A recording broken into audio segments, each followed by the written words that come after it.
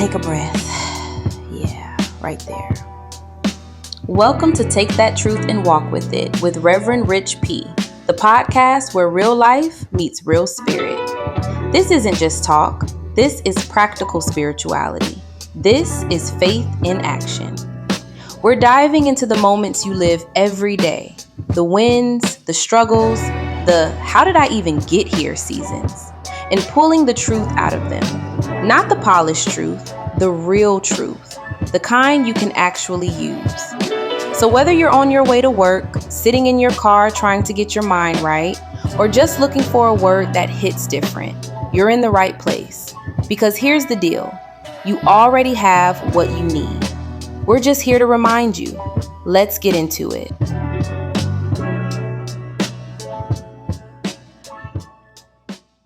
Welcome to Take That Truth and Walk With It. I'm Rev Rich P. This is where we talk about practical spirituality, what it looks like when faith actually meets everyday life. We talk about the stuff we are figuring out, the stuff we're healing from, and the moments when truth asks us to do something with what we've learned. So I'm truly blessed and glad that you're here. So let's get right into it. So recently I had a thought that stayed with me. I was thinking about some of the people who made a difference in my life. They could have been my teachers, they were ministers, friends, people who showed up just at the right time. Then my mind wandered to some of the people I wish I had been there. You ever do that? You look back at a younger version of yourself and think, man, somebody should have told me. Somebody should have told me I didn't have to have everything figured out. I could have used somebody who understood what it was I was going through without immediately trying to fix me. Maybe you thought about that too sometimes. What would you say if you could sit down at the table with yourself at 15, 25, or maybe 45? I know there's a few things I'd say, and then the thought came to me. The person I needed back then may be the person I'm becoming now. That one got me. Because suddenly I was thinking about what I missed. I started thinking about what I learned. So most of us can look back and find places where we needed more. Maybe you needed encouragement. Maybe somebody should have listened. Maybe you needed a person who could sit with your question without making you feel guilty for having those questions. I can look back at my own spiritual journey and see that. I started questioning things pretty young. I wanted to understand God. I wanted to know what I actually believed. There were questions about scripture, questions about religion, questions about why people said certain things were true. And when you're young, asking questions can sometimes make adults nervous. You know that look. You ask somebody or something, and everybody wishes that you would have eaten your dinner. Those questions mattered. They eventually became part of my ministry. Today, when somebody comes to me with the questions about God, I don't feel the need to rush them toward an answer. I understand the question. I live there. There's something I could see when I was younger, and the question itself was preparing me. So the question is, what happens to our pain? There's a way we sometimes talk about difficult experiences that bothers me. We can get too quick with them. Sometimes pain happens and somebody immediately wants to tell us that we're supposed to learn from it. Give me a minute.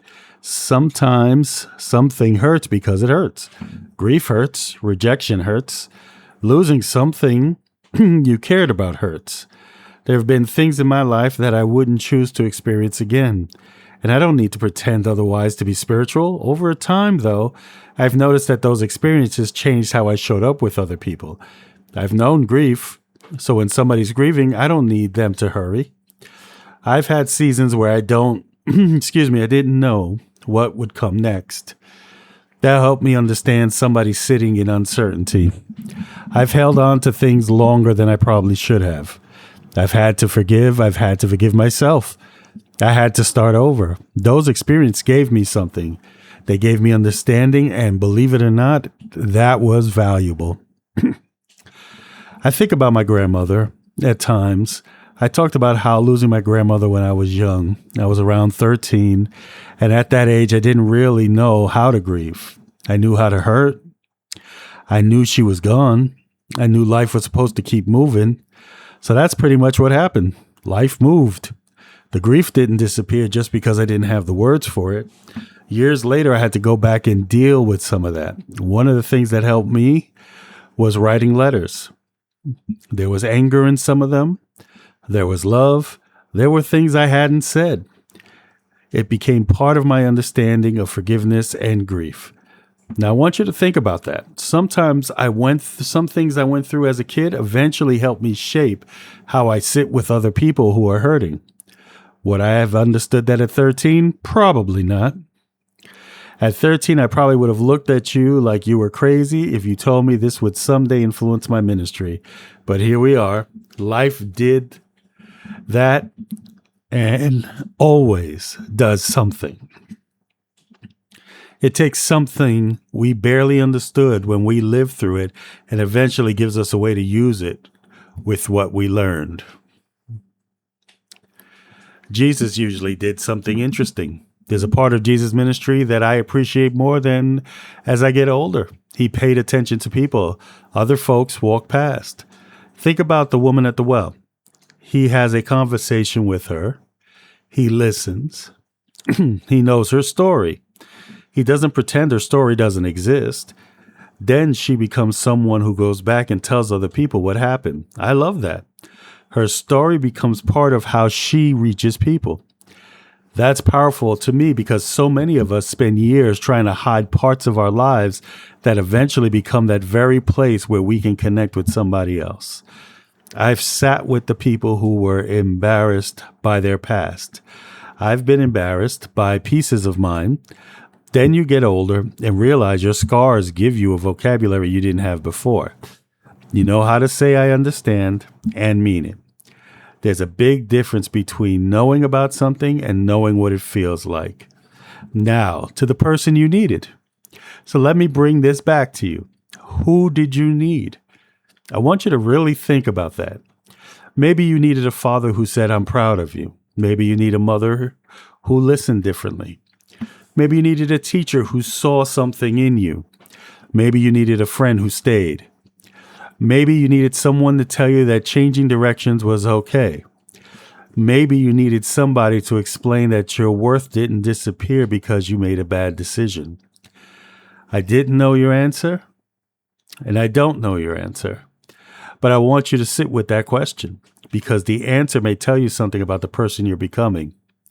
I've noticed this in people all the time. Some of the most encouraging people know what discouragement feels like. Some of the people who create safe spaces remember what it felt like when they didn't have one.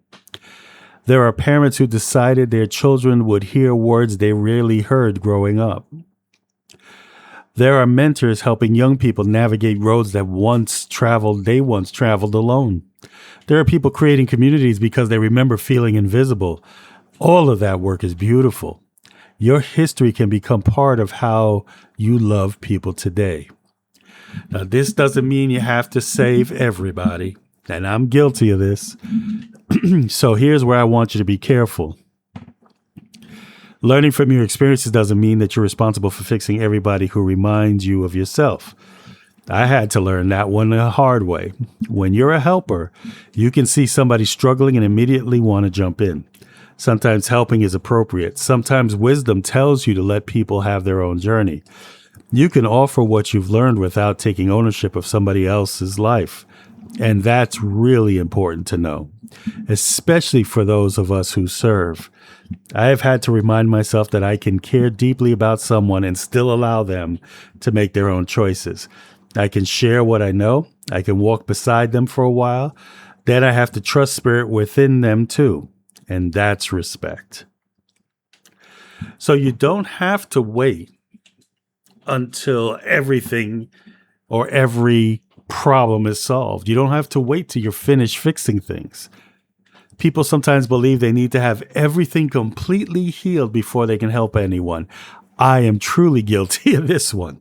I am not sure if any of us would ever qualify. I'm still learning. I'm still growing. I'm still healing. There are things I understand differently today that I did 5 years ago. I hope that's still true 5 years from now. Your life experience has value when you're still growing. You could say, here's what's helped me, and you can admit, I'm still fighting this part out. There is something refreshing about that kind of honesty. I trust people more when they don't pretend to have every answer. I think a lot of people do. And again, don't think you're too old. So I get to speak from both ends of the age spectrum for a moment. If you're young and listening to this, don't assume you've lived enough to make a difference. You know things your generation that I don't. You understand pressures that weren't part of my life at 18. Your experience matters to me. So don't assume that you haven't lived enough to make a difference. That was my quote there. And if you lived a few more years, don't start telling yourself that your opportunity to make a difference is past. Please, somebody needs what you've learned. Maybe you won't deliver it from a stage. Maybe it happens over coffee. Maybe it's a conversation with a grandchild. Maybe your mentor is someone, maybe you'll go ahead and mentor someone at work.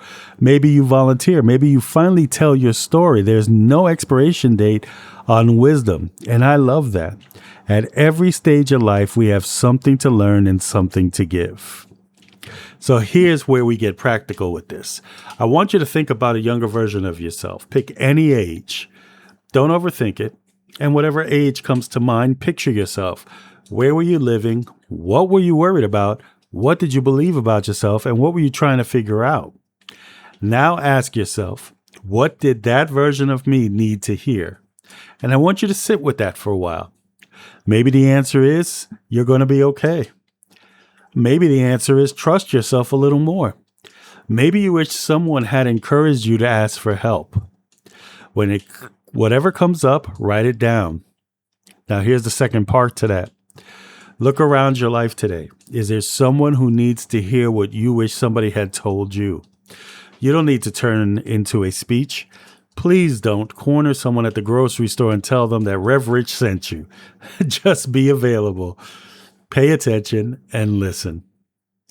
And sometimes the person we needed becomes visible through the way we treat people standing in front of us.